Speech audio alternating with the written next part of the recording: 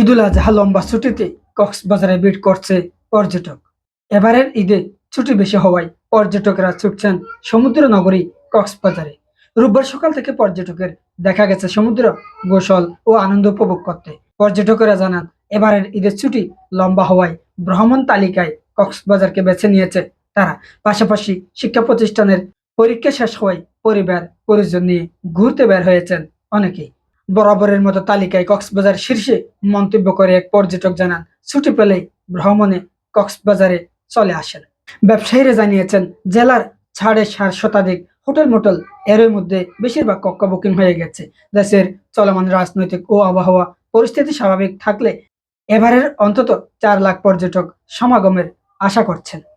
পর্যটকদের নিরাপত্তার বিষয়ে জেলা প্রশাসক মোহাম্মদ সালাউদ্দিন জানান, কক্সবাজারের আগত পর্যটকদের নিরাপত্তায় কাজ করছে আইনশৃঙ্খলা বাহিনীর সদস্যরা। টুরিস্ট পুলিশ, র্যাব, সেনাবাহিনী সহ একাধিক সংস্থার সদস্য মাঠে কাজ করছে।